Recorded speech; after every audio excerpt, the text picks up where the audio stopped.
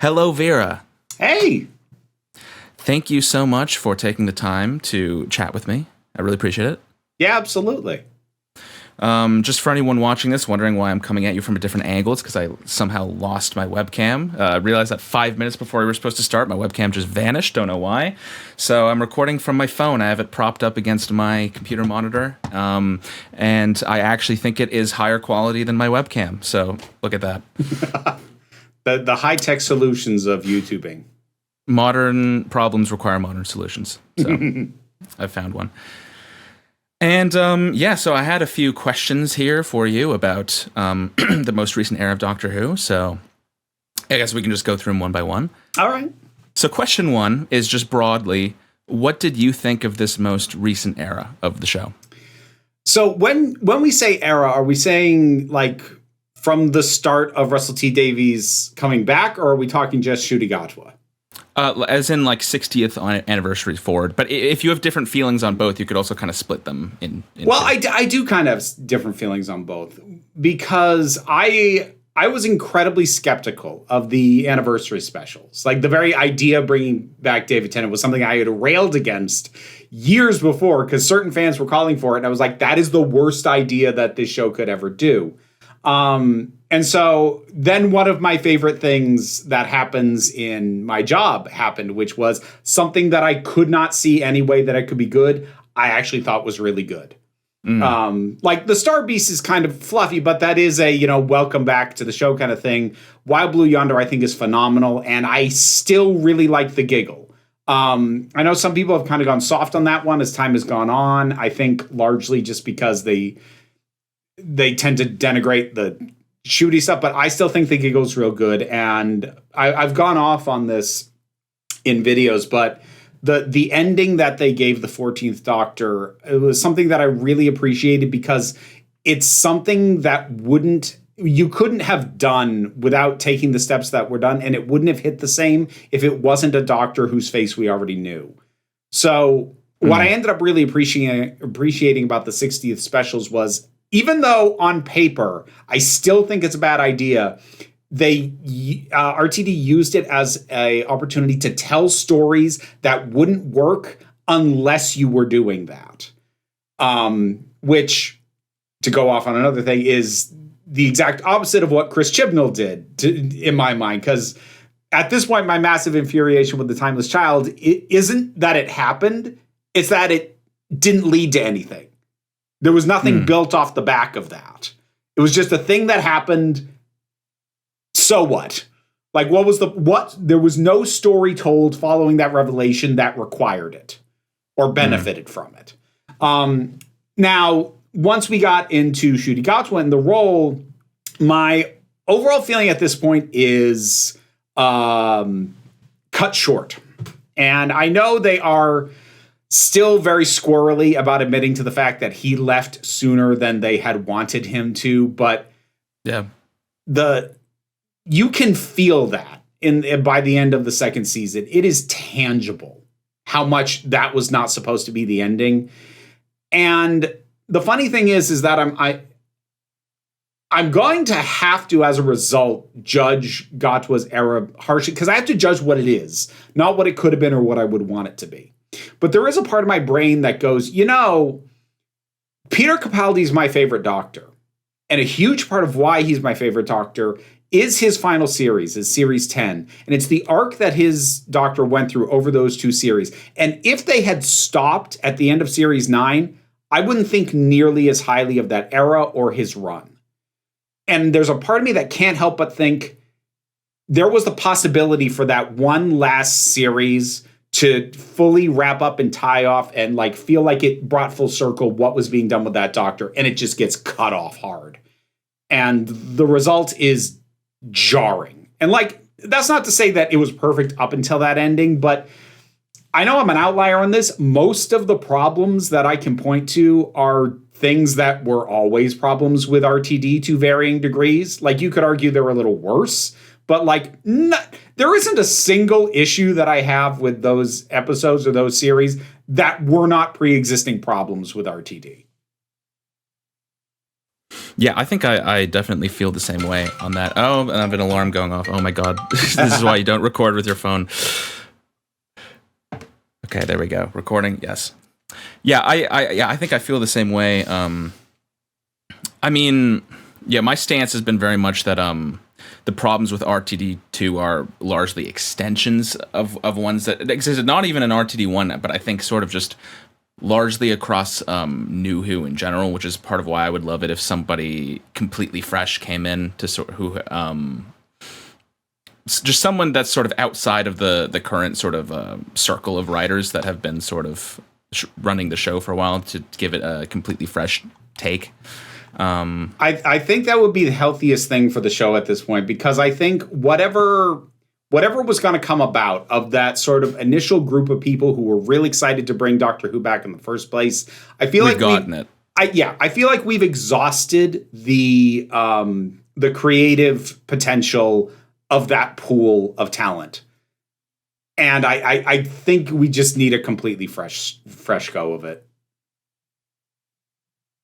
And that doesn't mean a continuity reboot. I've argued that Doctor Who should never reboot its continuity, but from the creative side, I think it's time to bring in somebody who was not already like part of the in-group of writing this show.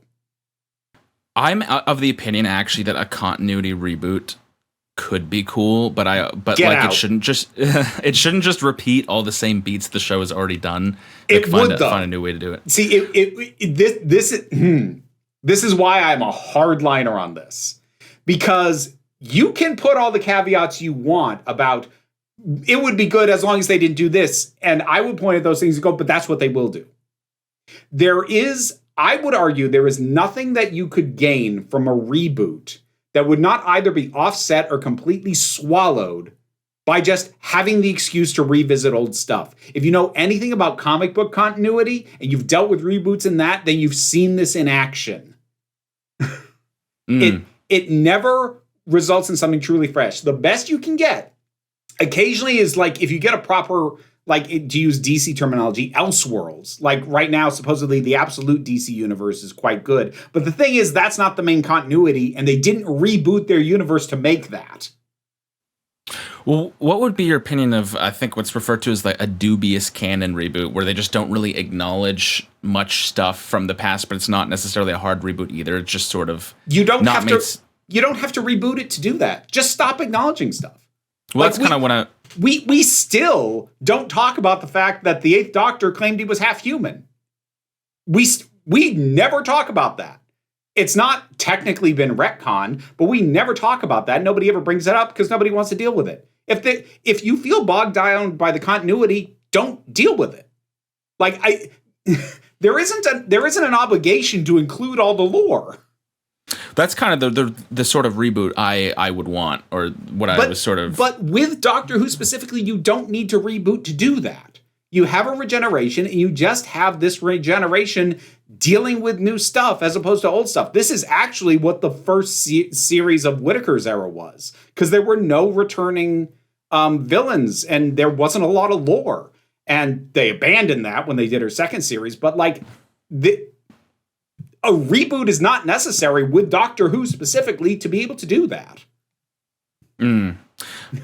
But I think something like what people usually refer to the 2005 return as kind of a reboot, but that was also sort of a continuation of the story. But yeah, it's not a reboot because it in no way reset continuity at all. So I call it a revival is what I call it, because it was bringing it back from a break.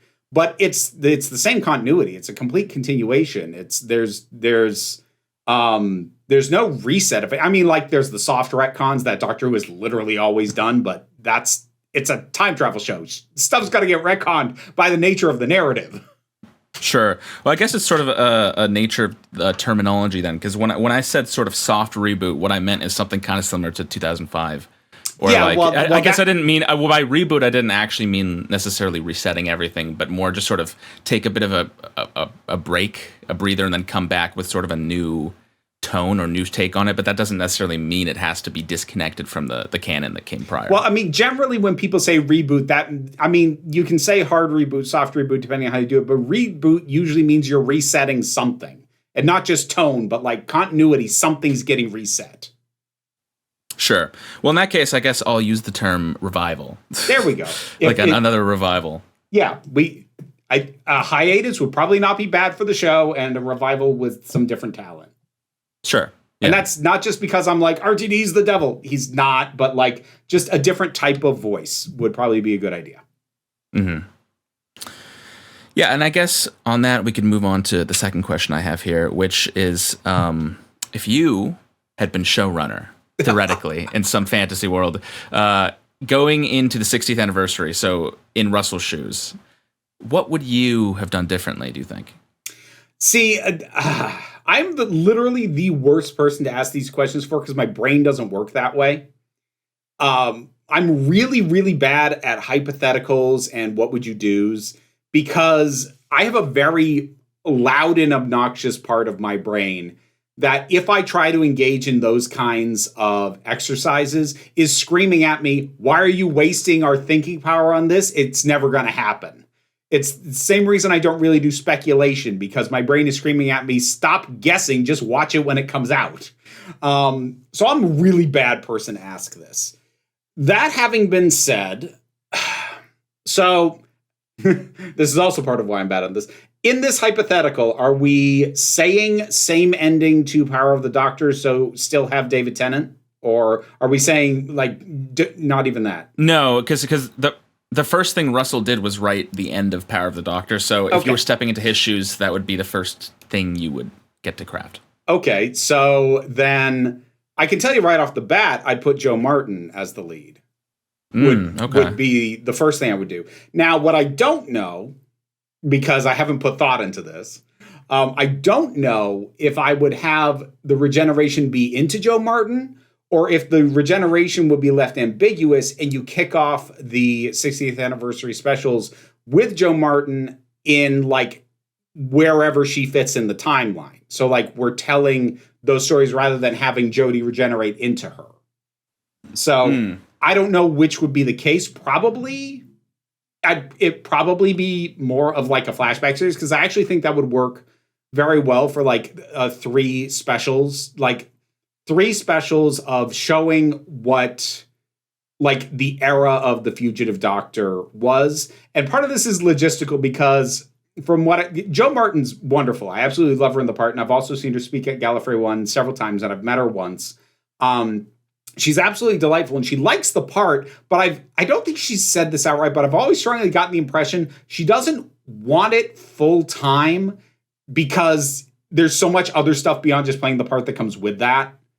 You know, you become an ambassador for the show. Yeah, but you're a brand ambassador. You have to do all this press stuff. I don't think she wants to do that. So I think exploring the Fugitive Doctor just over three specials and basically then jumping back to Whittaker and then showing that regeneration and whoever she regenerates into and then go forward with that for your new series following the specials. That's probably conceptually what I would do. What would be contained in those specials? I don't have the slightest idea, but that's the best that I've got. Fair enough. Okay. Do you think the show should downsize largely from where it is at right now? Like, do you think that a smaller budget take on it would be better? A smaller budget take would not be innately better, but I will say that having more money pumped into it has not benefited it substantively. I think it is a little bit reductive to just say it's better with a lower budget because that kind of fails to understand the nature of the ways that more resources restrict things, but also the freedom that grants you. But at the same time, based off what we got, I don't think a bigger budget did much to help because Doctor Who at its best has almost never been about spectacle. And the main thing that budget helps you with is spectacle. It's to make the show look better. And I'm not saying the show should look like garbage. I don't want it to. But funneling more money into making it basically look better doesn't benefit the things that make the show great at its best, which is really great writing, really great concepts, really great characters, and really great performances. Now, you can arguably say that about lots of sci-fi things, that ultimately it comes down to these things. And that's true, but Star Trek on a low budget doesn't really work because people have expectations of the size of the ship, how often you see it, space battles, and all this stuff. It's baked in. You can't avoid it. Doctor Who has a lot more freedom. Doctor Who doesn't have to show a space battle unless somebody specifically writes a space battle. So there isn't the requirement of the kind of stuff that eats up your budget the way that there is in something like Star Trek. Yeah. So I guess my answer is, yeah, I guess a smaller budget might help it a little, only insofar as I don't think focusing on spectacle helps the show. So we might as well probably not do that so much. Yeah. I mean, I'm of the opinion that even on a tiny budget, the show doesn't have to look like garbage necessarily. It really depends on what you write. If you play within your constraints, you can still make something that looks good. Like the early RTD1 revival, I think, had much better cinematography and blocking than the show has right now. And that wasn't due to like it having a higher budget back then, because it didn't. It was just due to, I think, more thought being put into how the scenes were being crafted back then. Even Classic Who has some really nice shots every now and again, depending on how the scene was set up. Unfortunately, this becomes a much larger conversation very quickly, because what you're talking about is actually kind of endemic of the entire entertainment industry right now.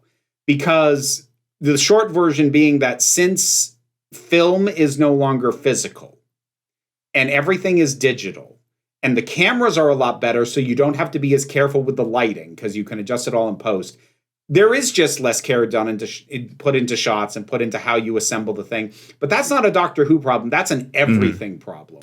Yeah, that's true. Because the reason older things, even TV, had to have far more deliberate shot choices and everything was because it was a lot harder to set up, and you had a truly limited number of times that you could try and do it, not just because of how long you had the location booked for, but because you only had so many feet of film to shoot on. And with those restrictions removed, that level of deliberateness now only exists if you go out of your way to do it. And we're actually at a point where a lower budget might make it harder to be that deliberate.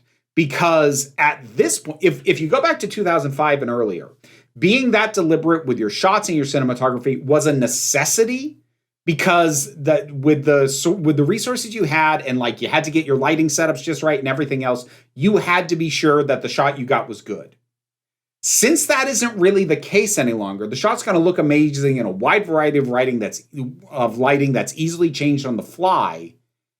It now actually might take longer, therefore cost more, to be super deliberate with your shots than to be a little bit looser and then assemble it later in the edit. Well, so I'm sure it would, yeah. We've actually gotten to a point where the amount of deliberateness that was done because the equipment sucked now kind of becomes a liability, because doing it that deliberately now means basically discarding all the advantages of the current thing.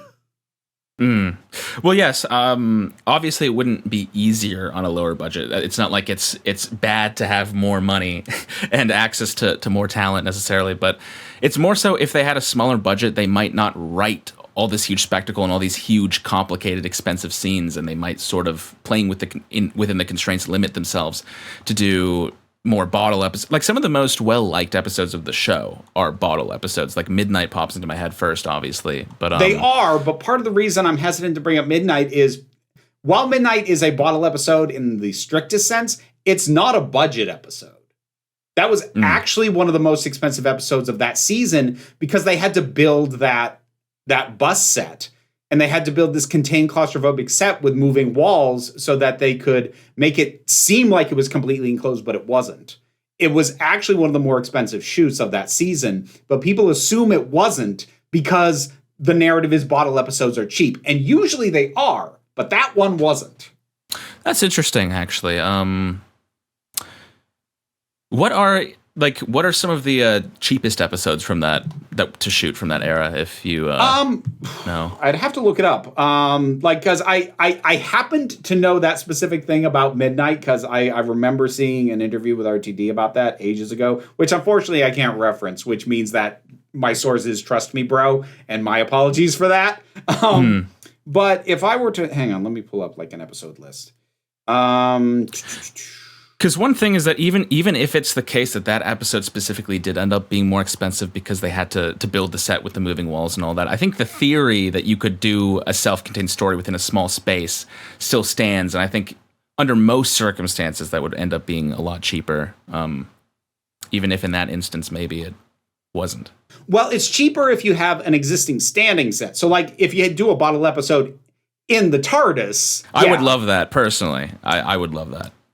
It doesn't have to be like Journey to the Center of the TARDIS where they're going through these expansive quarters. I was about to say. Yeah, I'm saying you could do something that's more low key, like my mind goes to the first two parts of Castrovalva right off the bat, where they're kind of just stuck in the TARDIS, and the TARDIS is spiraling towards the Big Bang, and they have to avert that somehow. I mean, like, I could see that the thing is, like, comparing to classic at this point is almost kind of useless, just because, with all due respect, too much of the landscape of TV expectations, filming, the entire process has changed. Arguably, comparing it to the start of the revival doesn't even work very well, because a lot has changed since then, too. But, like, some of the lower cost episodes of the early ones would have been things like The Long Game, which, because that reused a set that got used for multiple episodes. Father's Day was probably pretty cheap to shoot. Girl in the Fireplace, maybe. Depends on how hard it was to get, like, the location stuff.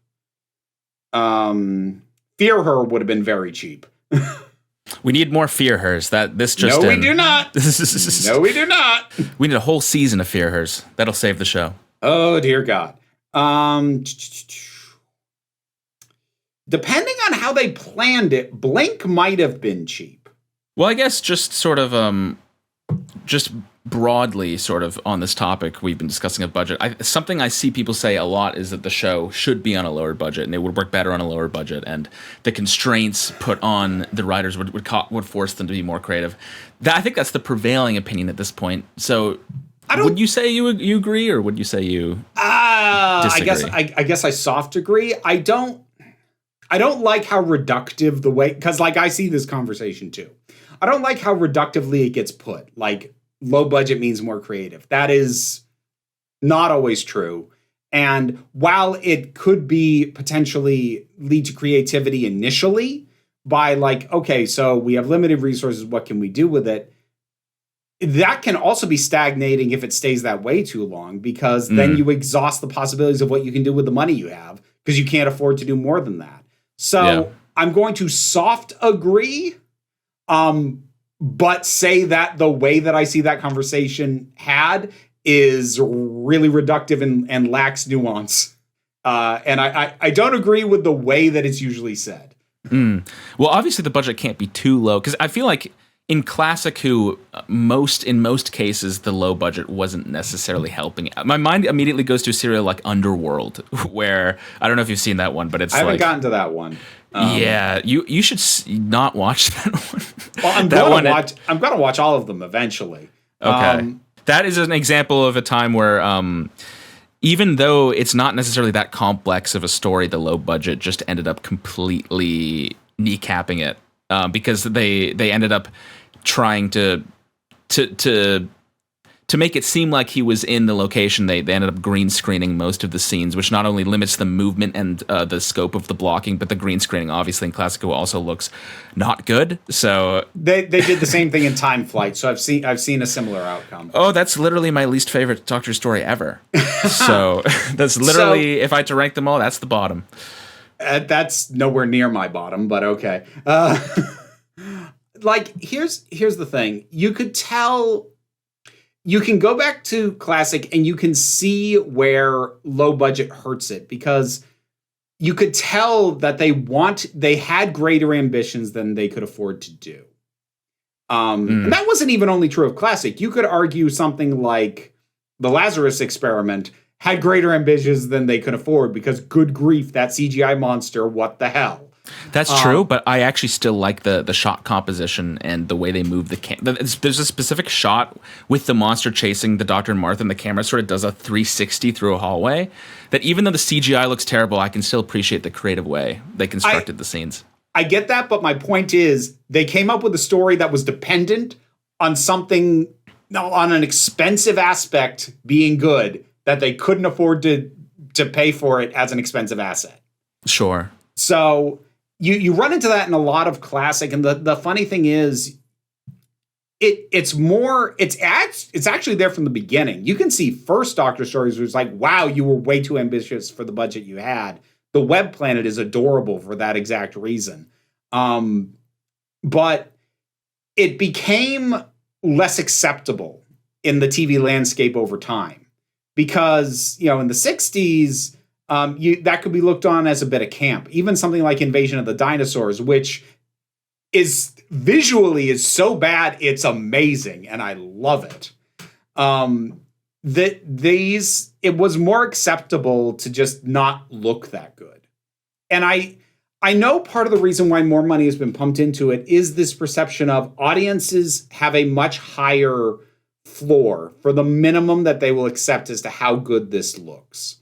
And while I agree, there are ways to get something that looks good on a budget if you are more deliberate with it and more careful about it, I don't think that executives are completely wrong that expectations have shifted and expectations are higher. I think they're often wrong with how high they are and how much money they feel like they have to throw at this. I think they are often overdoing it, but they're not doing it based off of nothing. There is some truth to the idea, especially with the fact that everything needs to be a goddamn mega franchise now. I didn't ask if I could swear. You can swear. Good. Everything has to be a fucking mega franchise now. That you have to look on par with the other mega franchises. Things aren't allowed to be niche anymore if you want them to go mainstream and be sold to more than a niche audience. And we've reached a point where this mix of audience expectations, what studio executives think audience expectations are, which aren't always the same thing. And all this has resulted in a belief that something like Doctor Who needs to look on par with Star Trek or Star Wars, and it never will, no matter how much money they throw at it. And arguably, they shouldn't even be trying. But then the issue becomes, if they aren't trying to do that, will they still get funding for it at all? And I know it's slightly different with the BBC itself, but given that Doctor Who is, being funneled through and trying to be put out to larger markets as well, ultimately what it comes down to is these industries are not willing to pay for something that is not a huge hit. And for them to pay for something to be a huge hit, they expect it to look like a huge hit. So it becomes a circular argument for the amount of money that they spend. So there's not as much of a home for niche shows anymore as there once was. Not made by anyone who wants the audience to be bigger than niche. Like, you could launch a niche show, potentially. But taking something that's already established, if it's an established brand, they expect it to be huge. Right. That is one area where Doctor Who's sort of legacy hurts it. The weight of expectation for it to be what it was at its peak. Yeah, either expectations from the fans or expectations from, networks and studio heads who look at the best ratings, the best response, and the highest cultural penetration they ever had and asking, why aren't we doing that now? And not understanding that, A, that's a bad question, and B, having no idea how to fix it. Uh-huh. So do you think Doctor Who should just play more to its pre-existing audience and sort of accept that it's more of a niche show as opposed to trying to be big again and pull in a huge new audience? That's a really difficult question to answer, because if I word this badly, then it leans into the idea that,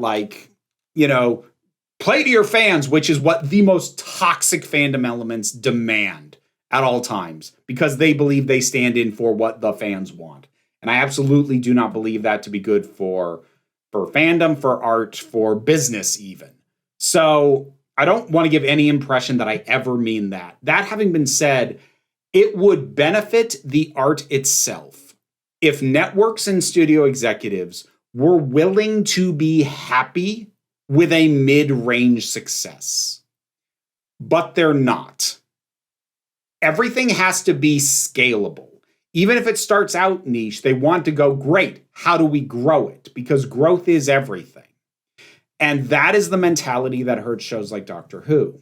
Because Doctor Who is in a really weird place because I think it's too big and too well known for them to ever give up trying to do something with it. But it's not big enough that it's ever going to get the returns that, at the very least, something like Disney wants. Again, I don't know what kind of expectations the BBC itself has, but given that they now seem to be unable to finance the kind of show they think it should be, they at the very least have to get partners to sign on with them. And that seems to be the big hang up right now. So as far as I don't think that Doctor Who should be pandering to its fans. I think that is unhealthy, honestly, for almost anything.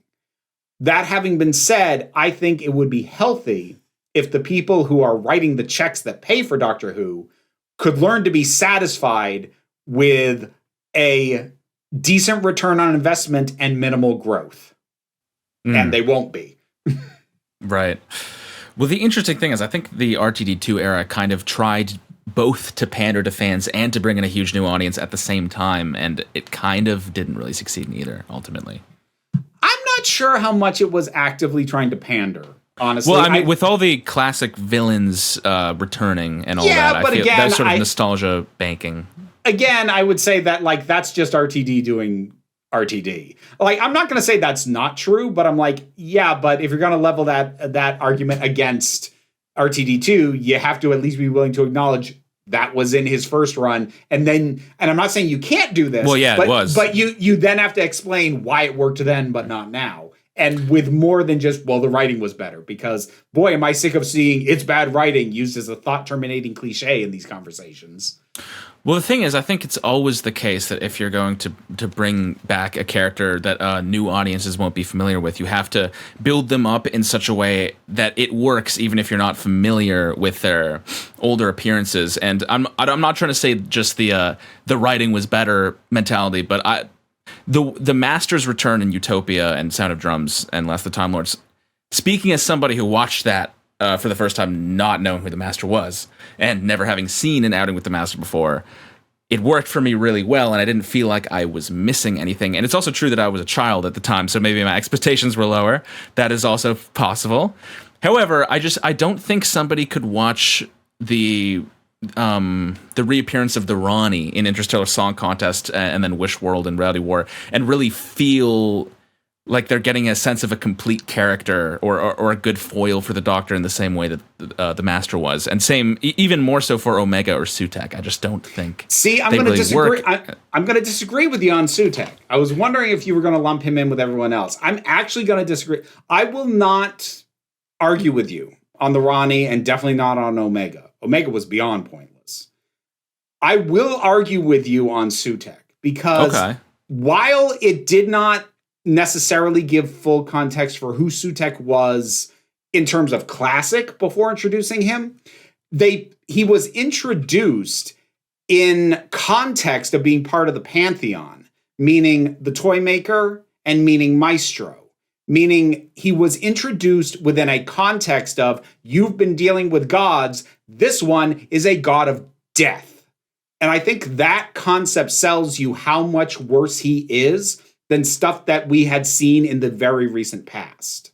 Now, you could argue whether or not the amount they talked about him in the actual last episode in Empire of Death, whether that became over-explanatory or lore dumpy, that's a separate conversation. In terms of the moment he was introduced, I actually think that's fairly decent because he is contextualized within stuff that has been going on that season in a similar way to the way the Master was contextualized by the Doctor having believed that everybody was dead. So introducing another Time Lord, even if you don't know the Master specifically, still hits really hard.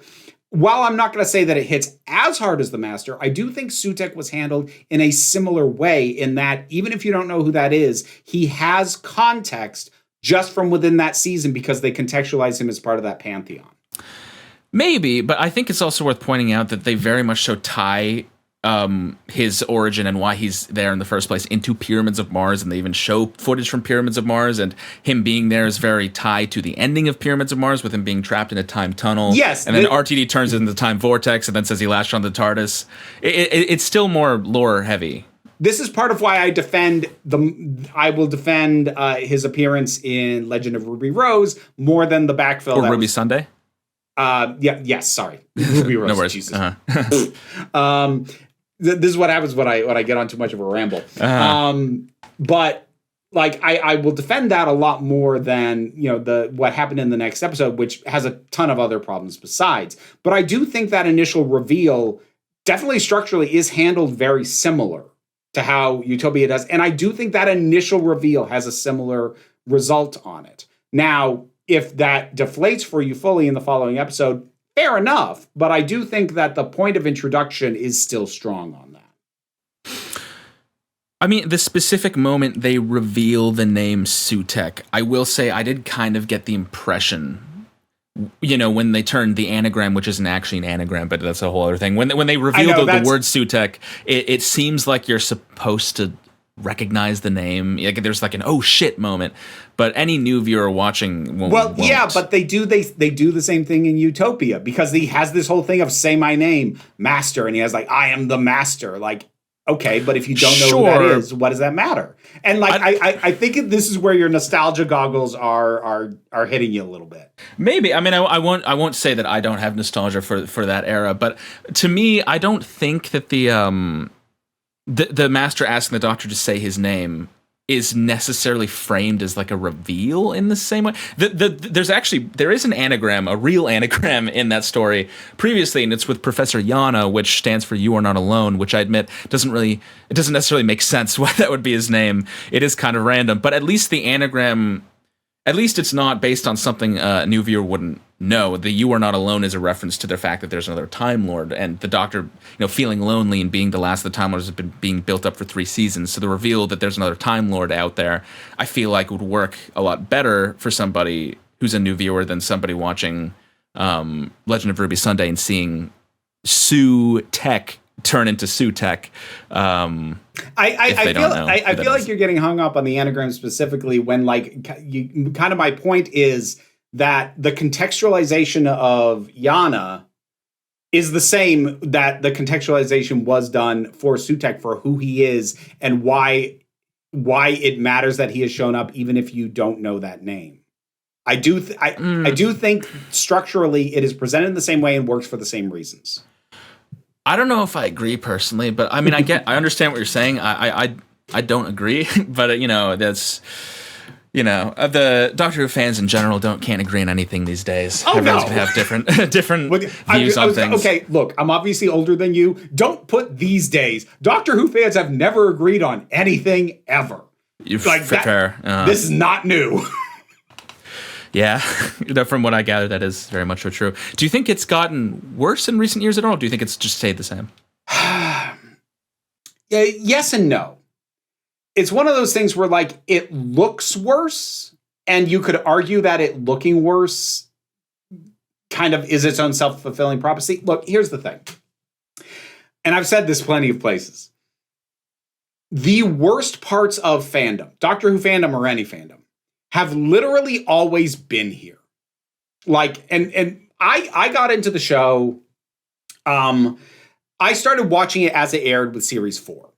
So I caught up on Series 1, 2, 3 on Netflix in DVDs mailed to me, because that's how old I am. And then I started watching Series 4 as it aired. Now, after I caught up on those first 3 series, I looked for some Doctor Who forums. I was in Outpost Gallifrey. I saw the homophobic hate slung at RTD in those forums in 2007. So these people, these elements have always been around. What has changed is social media. So before, how I mentioned a specific forum that doesn't even really exist anymore. Back then, for you to run into the worst parts of a fandom, you had to go where the fandom congregated. Mm-hmm. You had to go to specific forums. Or heck, if you're a comic book fan, you didn't have to deal with the worst guy at the comic book store if you didn't want to. You could have comics sent directly to your house. But you knew where those people were and you could avoid those places. Social media, its main sort of detriment to the world has been taking what were small conversations had in niche spaces and blasting them to everybody. Mm-hmm. That's the result of YouTube, of Twitter, of Facebook, of Instagram, of TikTok, of all of it. Your interest might still be niche. It might still have a small and passionate fan base, but your opinions on it are now put on the same sites that literally everybody is on. So now, instead of being able to avoid the most toxic voices by not going to those forums or avoiding, those physical spaces, now, if you're online at all, you will hear them because they get to blast in a megaphone in a place where literally everybody is. So I don't think that their opinions are any worse. I don't even think numerically there are any more of them. Actual bad fans. I will put that asterisk because there is, of course, the grifters and the outrage merchants who, for all I know, have never even seen a damn episode of Doctor Who, but just because it fits their anti-woke narrative, they're talking about it anyway. I am acknowledging they exist and disregarding them. I don't count them in this conversation. I'm not sure I'm not sure the number of actual toxic fans has gone up, but they have become far, far, far harder to avoid because of the way social media facilitates these conversations and how these conversations are basically now had publicly instead of privately. Yeah. I mean, I never used Twitter my whole life until in this video, I go into this briefly, but I made an undercover account to specifically to engage with the Doctor Who Twitter community. And I'm sorry. to see how they responded to like hot takes or controversial opinions. So I created this account called Spicy Doctor Who Takes every day and started posting Spicy Doctor Who Takes every day. And I posted 200 of them. And I'd say after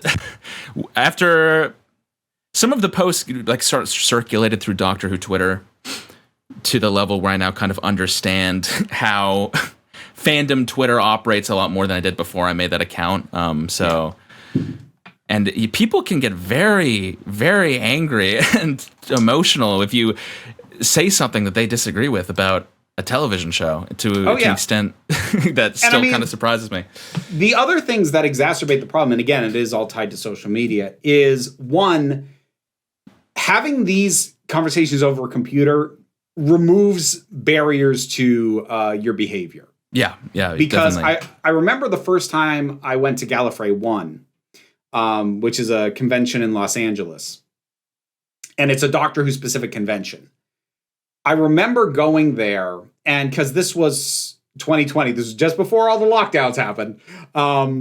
So I'm there in early 2020, and by this point, Whittaker's her series had started. And there was definitely that toxicity in the air, and I'd definitely been dealing with it online and seeing a lot of it. And I found myself in conversations with some people who didn't share the same thoughts I had on the show, but they were polite conversations. And I remember having the thought in my head, like, if this was happening over Twitter right now, you would have called me a slur by this point.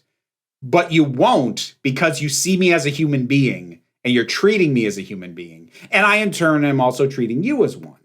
But I just remember having interactions that were, if you were to drill down to the actual core of what the people involved in them believed, were the same conversations that were happening on Twitter, but there was a social contract about how you behave when you're physically in a room with somebody. Yeah. That really makes a difference. So that exacerbates everything. And just the nature of social media, that engagement is everything.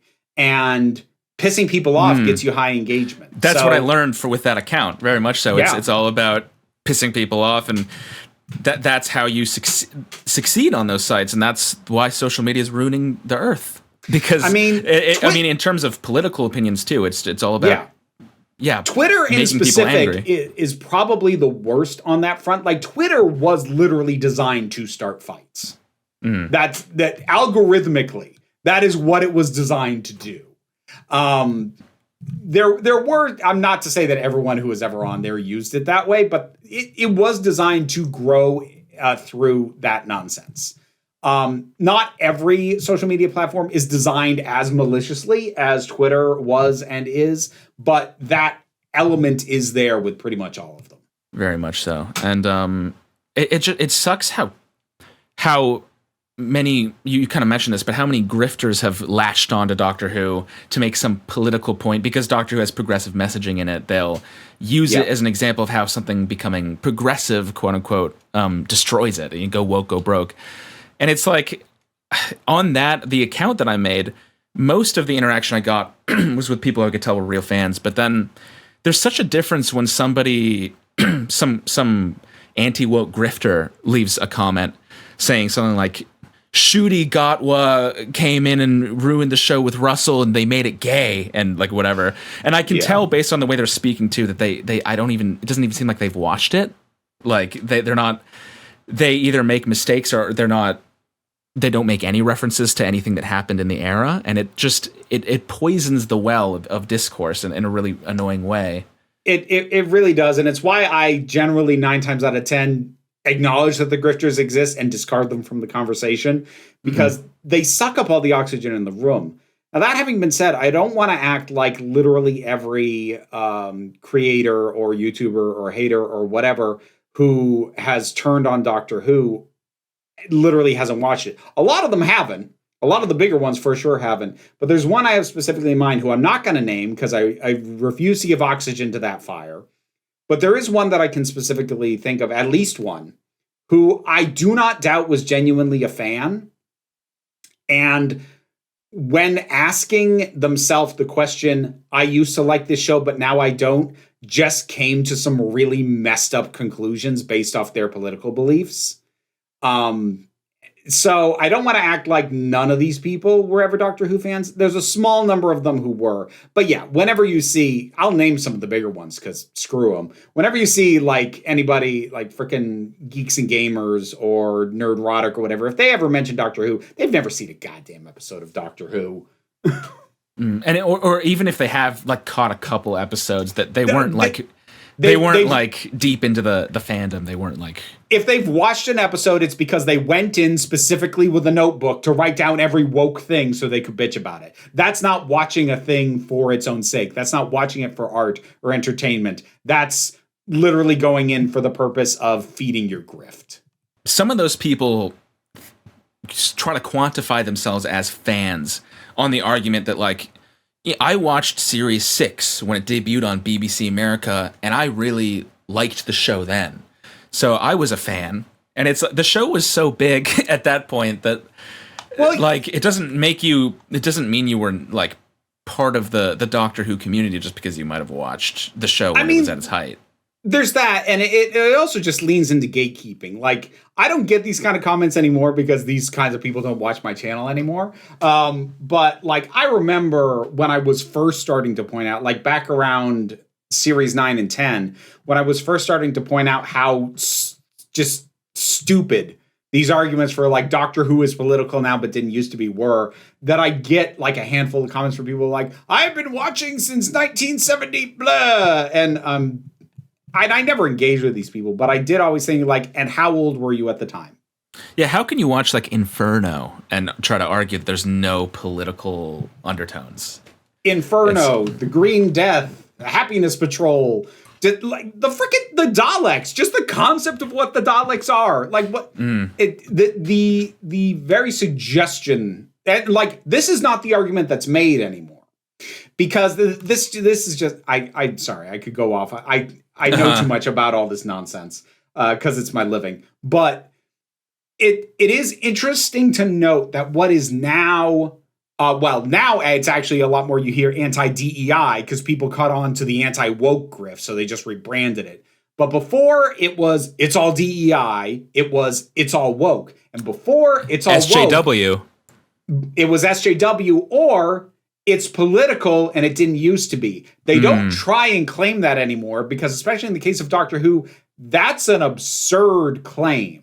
And so instead, they try and claim that the politics have somehow shifted in some significant way, which they also haven't. Like, is queerness kind of a new thing? Well, yeah, but how many shows had openly queer characters in the 60s, 70s, and 80s? And also, I can point you to a couple of characters who were definitely queer-coded as hell in the classic era, so don't tell me they didn't exist, because I'll show them to you. But sure, were they explicit with it? No. But the show has always been progressive, and what is progressive shifts. Was the show supposed to just stay this one specific thing as the culture shifted until it was somehow conservative because it never moved, but the culture did? Is that what you want? Like this dead thing that doesn't budge? And on that note, it's funny because even in Classic Who, they actually wanted to add a queer character, and I think it was Curse of Fenric. They wanted to have a gay character, but because of the limitations imposed by Thatcher on programming at that time, they couldn't. They had to take that out. But Thatcher. Okay, let me ask you: have you seen The Happiness Patrol? Yes. Okay. That's one of my favorite episodes. And it was so weird, that people get hung up on the Candyman. I'm like, yes, he looks goofy. I don't care. I'm stunned they were allowed to air that. It is such a scathing and not subtle teardown of Thatcher. Mm-hmm. I'm like, how were you not all fired? Despite the unsubtleness of it, I think it's still it's still fun watching. It still conveys its message. Typically, in most cases, I prefer it when political undertones are done a little bit more subtly. But I there are still ways you can do it unsubtly where it's still fun. Sort of where I am on that, because that's another argument some people will make, that the politics used to be more subtle and now they're not. I will actually disagree with that pretty heavily as well. But without going down that, because I'll probably do a video eventually on that. It's just one of those things that requires a ton of research and pulling a ton of clips from a ton of old stuff, so it takes forever. Yeah. But even setting that aside, when it comes to the question of aren't politics better when they're subtle? My answer to that is sometimes, because there are some points that I not only am okay with you making with a sledgehammer, I actually would rather you did. This is part of why Dot and Bubble is one of the best episodes of RTD2 era, is because it makes its point with a brick to the face. And given the point that it's making, it should. Well, I think it works better there because it at first kind of tricks you into maybe even sort of sympathizing with I forgot her name, but the main girl in that episode. Yep. But you don't know at first the undertones of the society. You might there are little clues, but you might not necessarily catch on. But it sort of tricks you into sort of almost sympathizing with them and seeing things through their eyes. And then when it sort of pulls the rug out from under you at the end, there it makes you think something like this can sort of be hidden in plain sight, maybe in real life. So when I say it's not subtle, I don't mean it doesn't build to its point. It does, but it's not a subtle point, and it's not made subtly. Does it announce it as soon as the episode starts? No, because I cannot imagine a world in which RTD thought that would be a good way to do it. Does it build to it? Sure, but when it gets to its point, there is no subtlety to it. And given the point that it is making, I would argue there should not be subtlety to it, especially in our current environment and our current climate. Yeah. There are certain things that, if you're going to make that point at all, say it with your chest. That being said, you might disagree with me on this. I get into this in the video. I'm usually better at talking when I can think through exactly how I word things ahead of time. So I'm not as good speaking off my chest. But there are definitely things in this most recent era, especially the most recent season, or series 15 or season 2, whatever you want to call it, where I do think the unsubtleness of the approach did kind of harm its effectiveness for me. Do you have specific examples? Yes. Okay. But again, I'm not very good at arguing things off my chest, but that's not fine. a huge... Understand. I'm not trying to get an argument, but what you pick as your examples is going to tell me a lot about where your thoughts are on this, and it'll help me understand better if I'm gonna say anything back. I don't think the Robot Revolution did a very good job of exploring Alan as an incel. I don't think that Conrad was a very in-depth character. I think that they could have done a better job sort of exploring his ideology and how it affects his followers, why they think this way, how it's affected their lives, or how people could maybe be pulled away from the ideology he's spreading. There are things where I think they could have gone a lot deeper, and I think it ended up feeling a little sort of surface level the way some of these topics were interrogated to me. I will not disagree with you on Robot Revolution and Al. I think the incel aspect of that particularly, like it's there and it functions for a purpose, but it is kind of vestigial. Having him be an incel didn't really matter. Like his sense of possessiveness over her didn't have to be incel-y. They opted for it to be. That's kind of a wash for me. I like, while I will not say that there was not a lot more depth to be mined from Conrad, or that I wouldn't have liked to see them do it, I still think Conrad is well presented for how they are using him and what his purpose within the stories he appears in is. Now, again, if your complaint, and forgive me if I'm putting words in your mouth, if your complaint is there was a lot more they could have done and they didn't, I won't disagree with that. I did still personally like what they got out of what was presented when it came to him. I actually thought Conrad was one of the better developed aspects of that series. Well, I might have this might just be me, but I might have liked to explore how he got to be the way he is a little bit more, because it's very much so implied he doesn't actually believe what he's saying and he's just a grifter. Even so, at the end, he's still, when he's at Unit Tower, the things he's doing don't necessarily make a huge amount of sense if he's just a grifter, because he's clearly putting himself in danger. And even when they recall the alien who's about to bite him, he just sort of goes right back to, oh, it's your special effects have improved. And he's sort of waving at it in a way where I don't know if it's, I just don't know if the characterization was as concise as I think it could have been. And I'm actually going to flip it on you. I'm going to say it was too concise. I'm going to say it was too concise. It was too concise. Okay. Yeah. I think part of the reason that I like Conrad is I have had to deal with and witness guys like that for so long that my background and experience with this stuff sort of filled in some of the cracks that that left other people asking questions. Because I do see the questions like, okay, but like, if he's a grifter, this bit doesn't make sense. But if he believes what he's doing, then this bit doesn't make sense. It's both. He sort of wills himself into believing it, you think, in a way?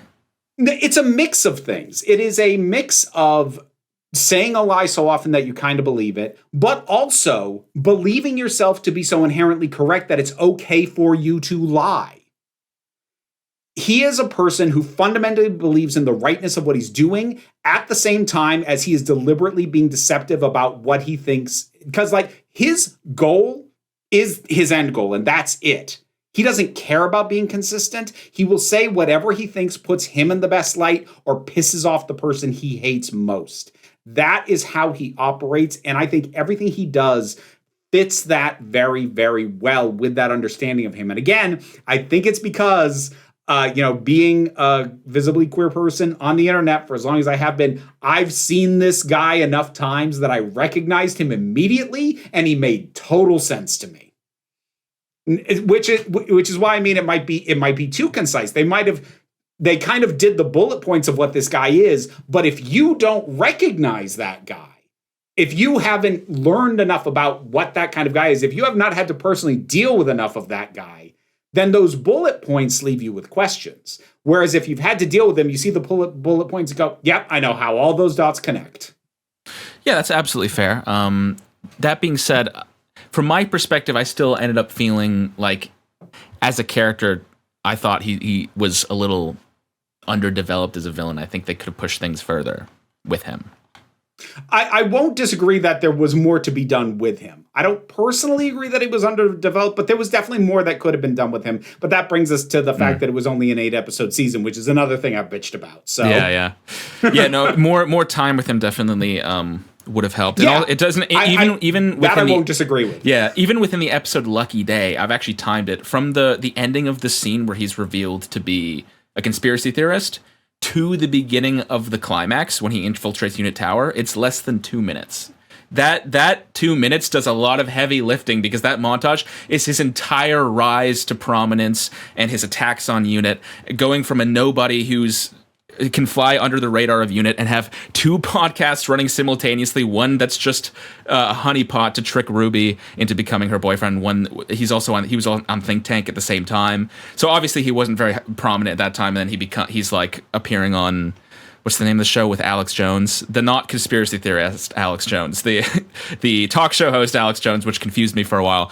The one show I think the point is that section of the episode I think is very rushed, and that really needed to be fleshed out more. And I would have really liked it if we'd explored how his ideology spread to people more. I mean, that kind of becomes like because again, you only have 40 minutes, and if you're not doing it as a two-part, like Lucky Day probably should have been a two-parter, honestly, and it probably should have had the to be continued on the reveal of him as a scumbag, to Ruby. And then we should have had a whole other episode basically doing what you're talking about. Man, I think that probably would have benefited it. That having been said, like when you only have one episode, you do have to kind of make those decisions about where you put the emphasis, because if we accept that it's only going to be one episode long, here's the sacrifice that would have likely been made. We get more time with that to see his rise, but way less time with him being with Ruby. And then the question in the hole becomes, why did Ruby ever fall for this guy? So it's sometimes, like, we like to think, and certainly some audiences like to think, that there's such a thing as a perfect way to present a plot. There isn't. Your constraints, be they time, be they money, be they resources, be they whatever. Something is going to make it so you have to make a decision about one part of it that's going to be a little bit weaker than it could be, just because you made the decision that this part matters more. Now, as a viewer, you can disagree with that and feel that it actually would have been more important to show his rise to prominence and maybe have it feel a little bit wobbly that he got in with Ruby. Whereas what they opted to do is, let's make it a believable connection that he built with Ruby, and we'll kind of rush this bit.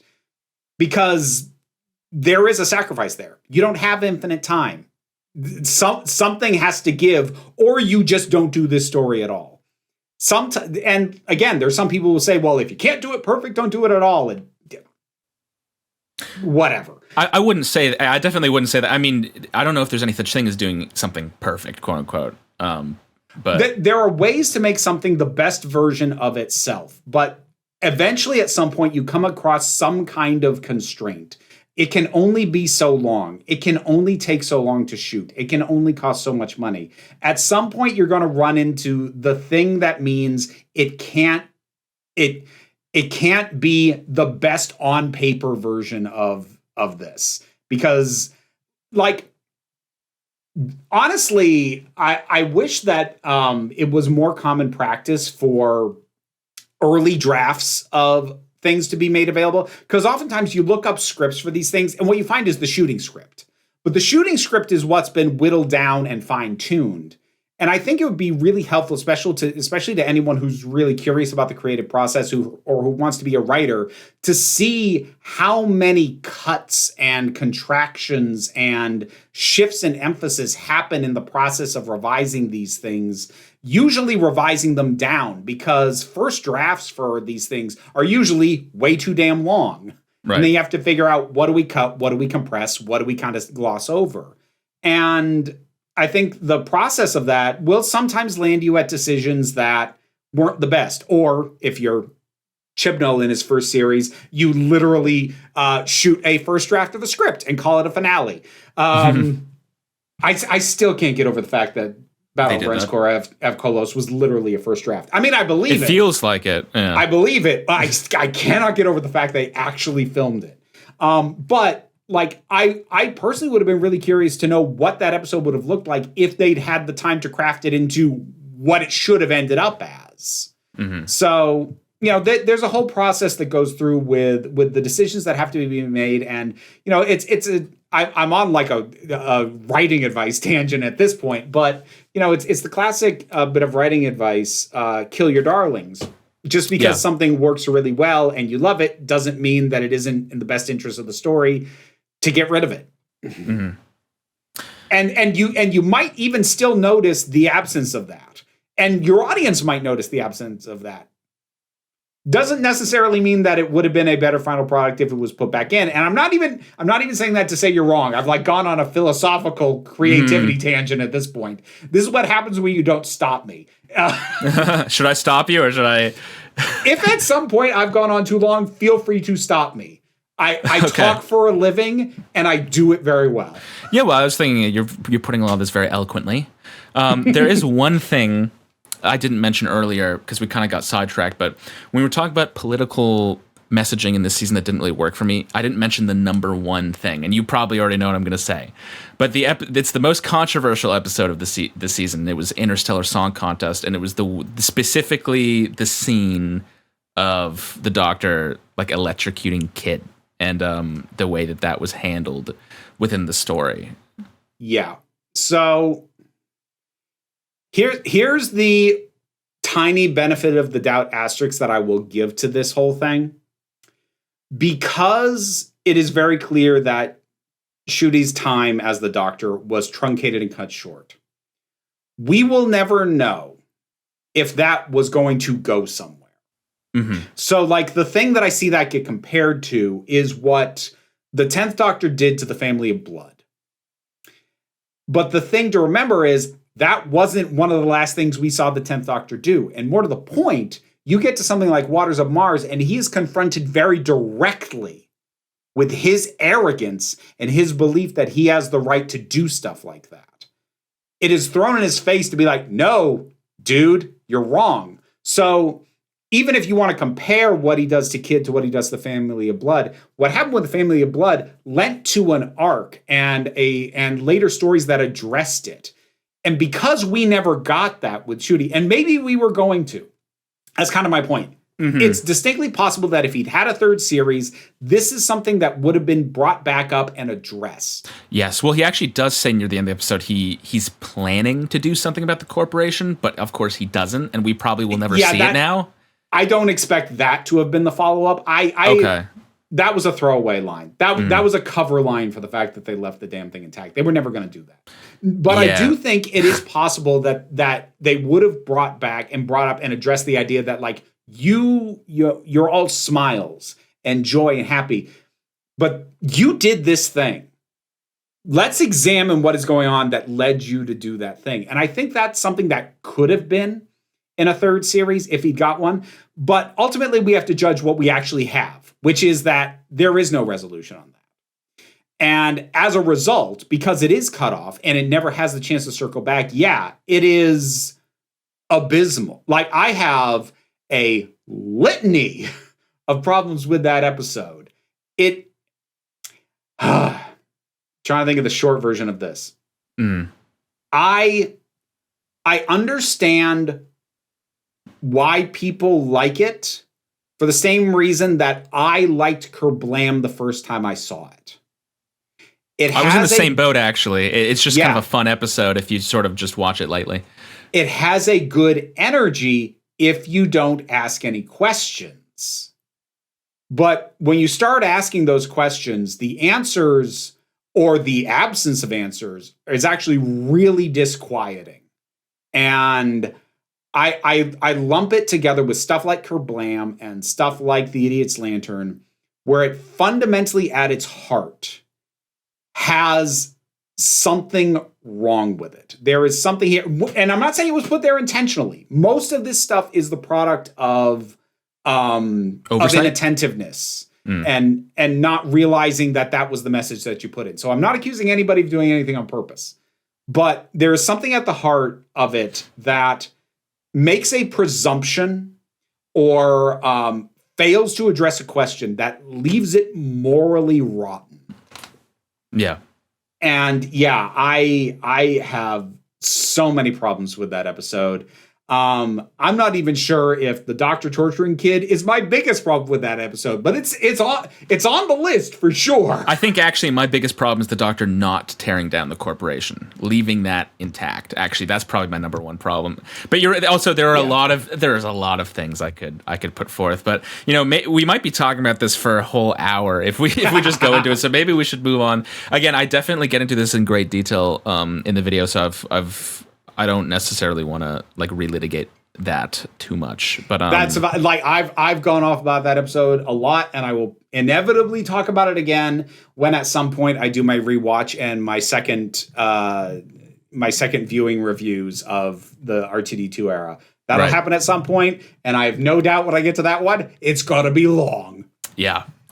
That's do you think it'll be longer or shorter than the Reality War one? If you had to guess. Longer. Longer? Yeah, you know what? Fair.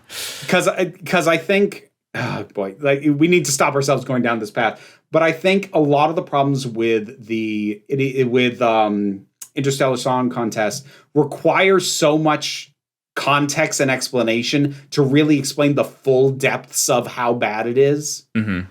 Whereas Reality War, you can point at something and go, this came out of nowhere, or this was unearned, or what the hell was that? Like, the criticisms do not require much context. Whereas I feel like to fully understand the depths of something like Interstellar Song Contest, you need to bring a heck of a lot more context and background to it, to a lot of its aspects. Like, it's not enough just to say the doctor shouldn't torture somebody. You need to talk about why it's not okay for the doctor to torture somebody, why other past instances where his behavior was anything like this aren't the same thing. Like, you need to get into all that, whereas Reality, where you just point it and go, what the fuck was that? Mm-hmm. And also, it helps to get into the context of Eurovision at that time and the controversy surrounding it. And that episode was made as a companion piece to Eurovision, airing on the same day and all that. So you have to get into a lot of subject matter. Which, like, anytime anybody tries to brush that context aside, I don't like to advocate violence, but there are times I want to reach through computer screens and smack people. Not hard, just like that little, smack get some sense into him. Yeah, just get that little like, wake up, stop being an idiot. I guess this leads pretty well into my next question, actually, because we're already talking about the act of critiquing Doctor Who online and what goes into that. But the next question I have here is, as a content creator who makes a lot of Doctor Who videos, how has this new era affected how you make Doctor Who content? It hasn't really. It hasn't? No, I'd say the era that most impacted the way that I talk about Doctor Who was the Jodie Whittaker era. Because I found myself not liking a lot of that, but also needing to be sure that I presented my arguments for why I didn't like it in ways that made it clear that it was not fair to lump me in with all the anti-woke, not my doctor crowd. So that was the era of Doctor Who that caused me to be a lot more conscious and aware of the arguments that I make and the way that I make them. And to whatever degree that happened in Gatwa's era, it was just an evolution of that. Right. You're the first person I've spoken to who said that, actually. Everyone else said that this era kind of affected the way how they sort of put out Doctor Who content in some way. Some channels have kind of pivoted away from Doctor Who content a little bit in the wake of this era.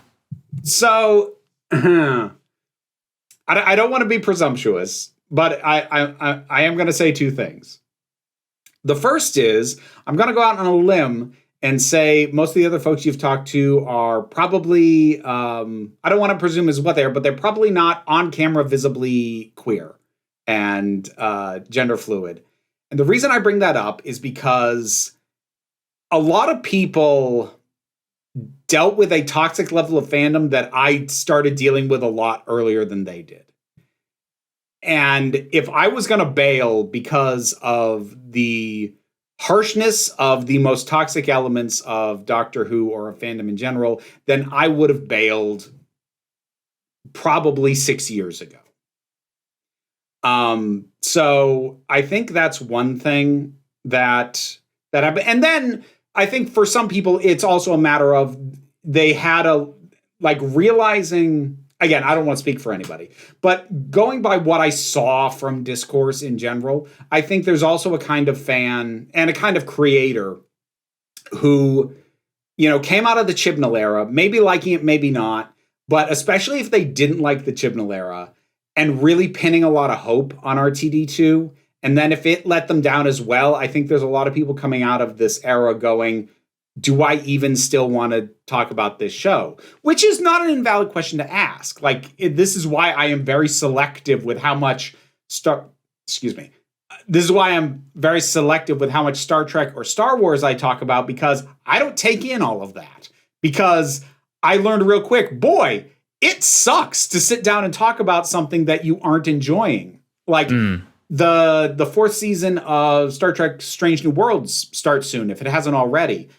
I don't intend to watch it because I spent most of the third season going, oh my God, this sucks so much.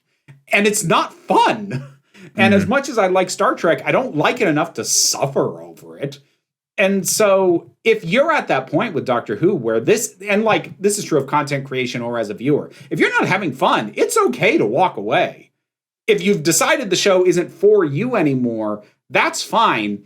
Just be careful about assigning whose fault that is or deciding that it means anything about anyone who hasn't walked away. That's always sort of the thing for me. There is nothing wrong with disliking any given era or of walking away from the show and deciding it's not for you. And there's also not a problem with feeling sad about that.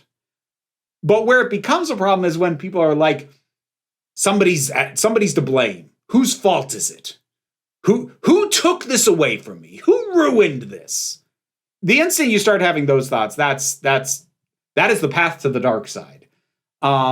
But I have a suspicion that for a lot of content creators who aren't used to the more toxic elements of fandom, it got ramped up because, yes, we had a queer doctor, but also Disney being involved, and Disney is a favorite punching bag for both anti-corporate people and anti-woke people. So Disney becomes the punching bag from both sides. So, there's a lot of toxicity in the discourse that I think, regardless of their opinion of the show, for a lot of creators, they hadn't really seen it or had to deal with it at that level. Whereas for me, I'm shrugging, going, yeah, it's Tuesday. I have been dealing with the worst elements of this fandom, I think, head on for longer than most other creators have. And I can think in the past, and again, I'm not going to name any names, I can think of some creators who I remember quitting talking about the show, and I remember them talking about why. And I'm not going to make this as a definitive statement, but there are some cases I'm like, wow, you've never really had backlash to your opinion before, have you? Because there's some people who just folded at the first harsh wall. And again, that's okay if you hit your first real roadblock and decide, oh, I actually can't deal with this. Cool, take care of yourself. That's fine. But I don't know. I'm just here going, yeah, every day, every day for the last 8 years. What? Right. Yeah, and I mean, if you had to pinpoint it, would you say that the show is in a better or worse place now than it was before Russell came back? I think it's in a worse place for reasons that aren't his fault. I think it's in a worse place because of how badly the involvement in Disney went. I don't mean creatively.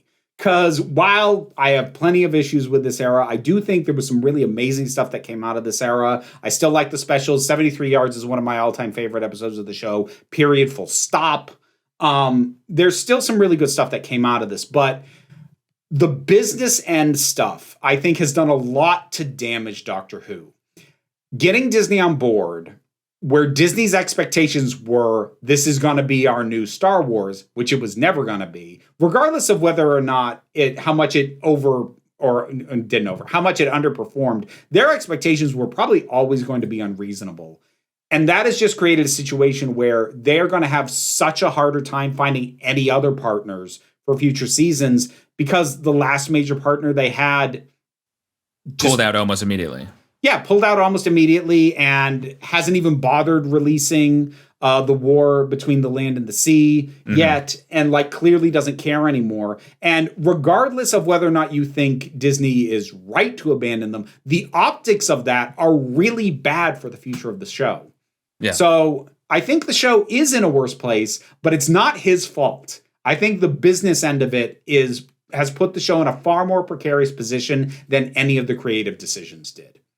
And I think the only real thing that I can kind of lay at his feet, and I'm only going to have to do that, is the wrap up for Reality War and the fact that that's the end of Gatwa's era, which again, I have every confidence Gatwa chose to leave early, and Russell had to scramble to rewrite like the last 15, 20 minutes of that episode. Now, I'll still criticize what he put out. I still don't think it worked, but I do recognize the constraints that it was very likely created under. And the fact that those were the circumstances he had to work under are not his fault.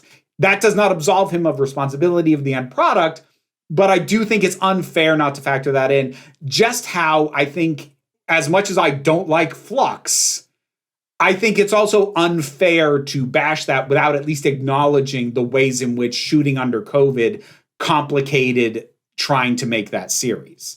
I think to be fair to it at all, you have to acknowledge that, even if you're still ultimately going to go, and I don't think that excuses any of these decisions. So yeah, it's in a worse place. I don't blame him. Okay. So you think if you had to explain why you think this era sort of didn't quite work out, you'd say it's more like there were a lot of contributing factors that all kind of came together, as opposed to laying it at one person's feet or just a couple people's feet? I mean, it is almost never one person's fault. The only situations in which something this size and with this many people involved can be laid at the feet of one person is if it is literally the person at the head of a production company or whatever. Which, again, because of the way the BBC works and is structured, doesn't really apply.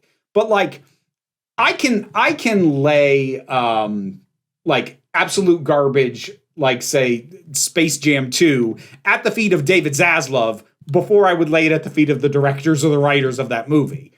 Like, they had a mandate to make slop, and they made slop. So I think generally it is always reductive to look for a single person to blame, no matter who it is. And that includes the showrunner. Now, does that mean you can't say the showrunner screwed up? No. Showrunner screwed up. RTD is screwed up. Chibnall is screwed up. Moffat, despite show running most of my favorite stuff, also made some decisions that I want to shake him over. Like, what were you thinking?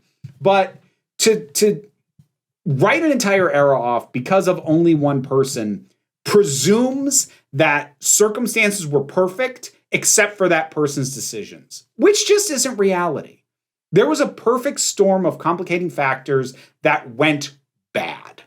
You had a combination of just where, politics and fandom and discourse are in general, which was going to be hostile to Doctor Who, regardless of who you cast. But then you cast, a queer black man, and yeah, that got worse. That becomes a complicating factor. Even though I have no doubt Russell did his best to ignore those people, that still becomes a complicating factor in the environment and in the culture. And then you have the additional pressure from Disney being involved. That becomes a complication. You have Gatwa leaving early. That becomes a massive complication. To say it's Russell's fault presumes that none of these other things matter. And that's just not true. And again, none of that absolves any creative decisions made by him or any other member of the writing or production team. But it does mean that literally none of this happens in a vacuum. And whenever I hear arguments over it's this person's fault, again, if it's anybody other than the literal head person at the top and it's documented that they came in and mucked it up, because that does happen. I don't think that's happened with Doctor Who, but that does happen. Unless it's that, no, it's not one person's fault. It can't be. Television production is a collaborative medium with a ton of factors that the creative team cannot control or even predict. So it's always massively reductive to look for who the bad guy is, to me. I guess the way I would put it is that a lot of my biggest issues with the era probably were the result of Russell's decisions, but I certainly wouldn't say that every problem I had was his fault or solely because of his decisions. That's fine. That's honestly, that's kind of how I feel about Chibnall. Like, I look at the episodes that he wrote and the direction he took it in, and I can say, I fundamentally disagree with him as a creator as to what Doctor Who's strengths are and what things should be done with it. He and I fundamentally do not agree. Mm. That having been said, there's still a ton of other stuff that impacts all of that. Like, as much as I can bitch about Battle of Renskorev Kolos, again, it was a decision made as to what's the greater sin, because the reason that was a first draft was because he made the decision, I'm going to help, massage everybody else's scripts rather than work on mine. And yes, again, you can go to the writing team and go, well, you should have gotten people who were more experienced writing. And yes, but also he didn't realize that decision would result in that situation. Is it his fault? Technically, yes. Was it a predictable outcome? No. He thought he was going to get a much better outcome. That's why he made that decision. Mm-hmm. So it was a mistake, not a malicious decision on his part. I think that is a case where I can point at Chibnall and say, you made a mistake. You thought this would work out and it didn't. And I can even understand why you thought that would work. Mm-hmm. And I think that's always something to keep in mind, because part of the problem with hindsight is because we know what the outcome of decisions are, it becomes very easy to go, well, why would you have made that decision when it was going to be this? The final outcome is very often not what is desired, whether it is large scale in the shape of the whole show or the whole season, or whether it is small scale in terms of specific episodes. The knowing what the result is, because we've seen the episode already, to then go back and look at the decisions, it becomes very easy to go, well, that was a bad decision. Why would you decide that? Probably because they were counting on either a different outcome or counting on the outcome playing differently than it did. Mm-hmm. So this is stuff that all gets glossed. I mean, and this is honestly a big part of why I'm not in fandom spaces as much as you would think. I browse around them, but I don't look at other people's reviews of stuff very much. I'll touch base with the Discord, but with the discourse. But the thing is, these conversations, especially the longer they go on, they just strip the nuance with time because they want to boil it down to a handful of things. And I'm in my 40s. I do this for a living. I have the time.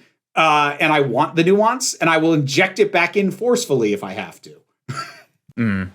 Well, yeah, on that topic of making a mistake versus being somehow malicious, I would definitely quantify it as Russell was very much so trying to save the show. I don't have any doubt he came with good intentions to try to get the show back on its feet. I just think he made a lot of mistakes.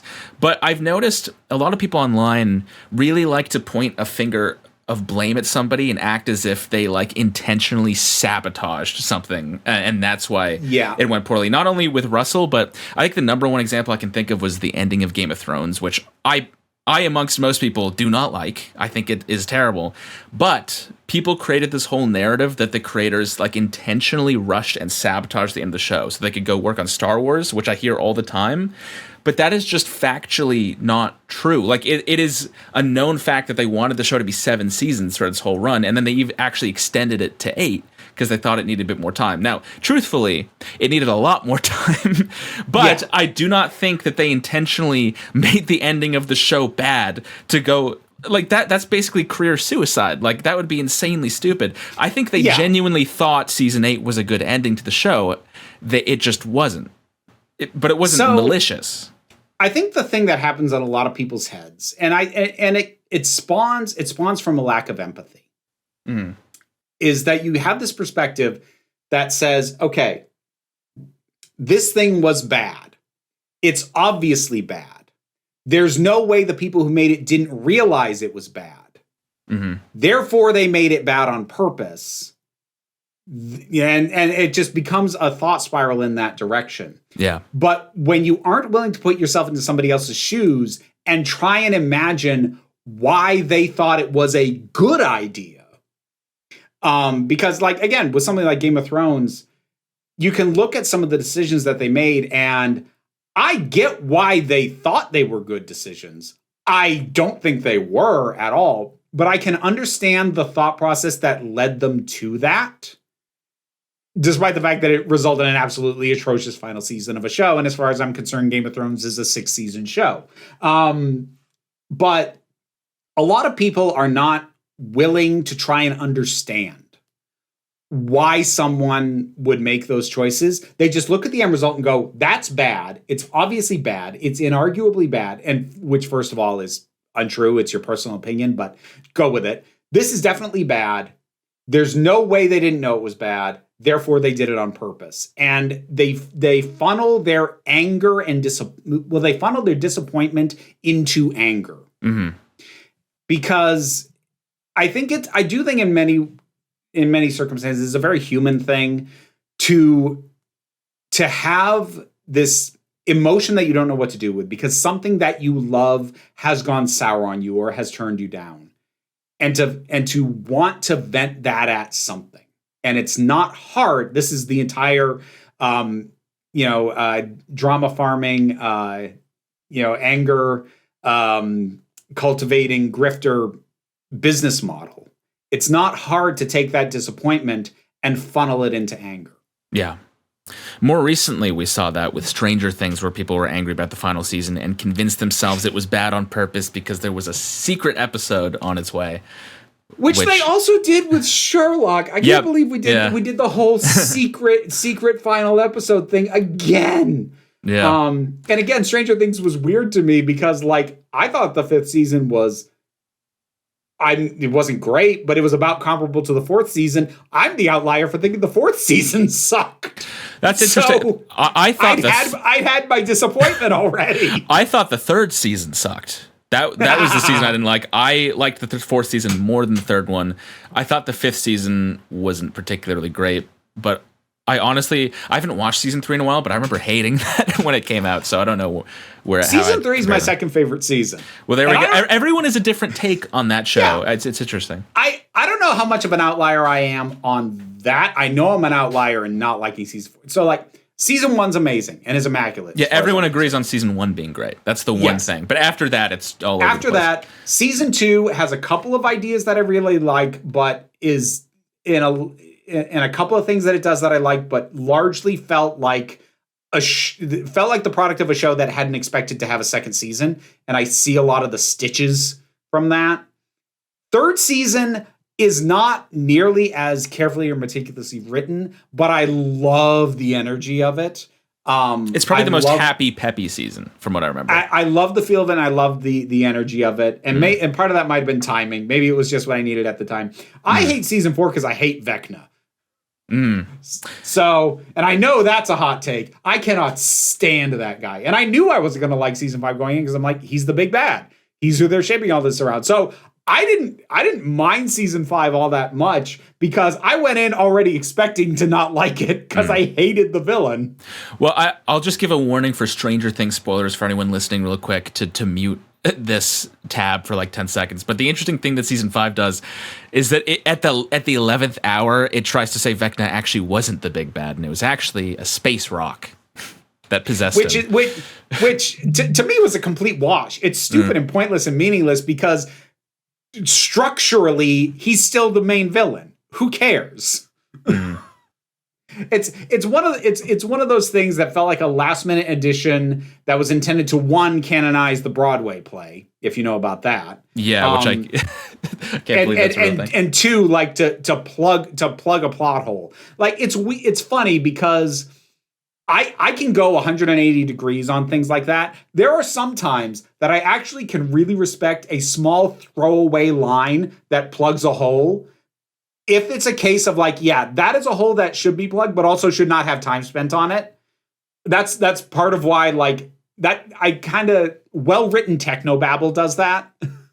But then there are other times that it's like, you actually just brought attention to it by trying to plug that. You should have just left it alone.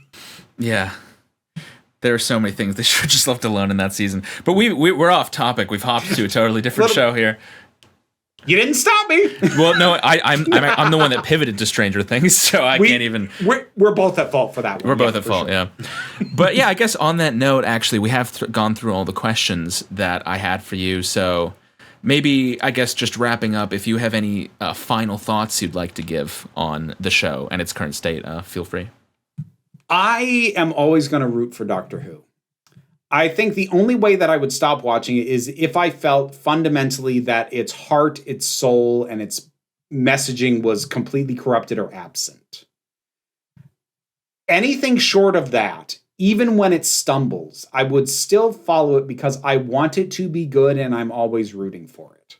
Mm-hmm. And I've gone now through multiple seasons that I mostly didn't like, but I could still find something somewhere that still worked. Because, like, I didn't like Chibnall's era, but then there was It Takes You Away. Then there was Can You Hear Me? Then there was Eve of the Daleks. Like, there's these little You glimpses. Like Eve of the Daleks, too? I'm so glad I found someone else who likes Eve of the Daleks. I love Eve of the Daleks. It's fantastic. Yeah, and I'm also really quite negative on the Chibnall era, but most people don't like that episode, and that's actually one that worked for me. I think that one's great. I think I saw this conversation on Reddit recently. I think he handled the Daleks overall better than Moffat did. I think RTD in his first era handled the Daleks best, but then I think Chibnall was second. I actually like the little Dalek trilogy in the holiday specials. But anyway, like, I can see that. And then even during Gatwa's era, I have issues with season 1, but then there's 73 yards. I have issues with season 2, but then there's the story in the engine.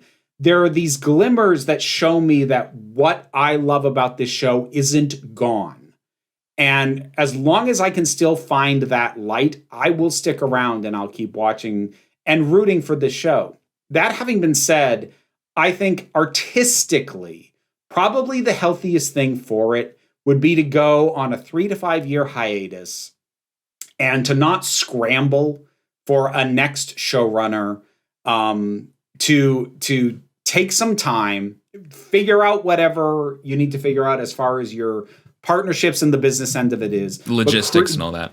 Yeah. Setting the logistics aside, because who the hell knows what that picture is going to look like in a few years. But artistically, I think the best thing for the show would be that after the Christmas special and whatever gets done with Billie Piper is a 3 to 5 year hiatus during which the people at the BBC open it up for show pitches from people who aren't just the standard pool of people who've been writing Doctor Who for the last 20 years.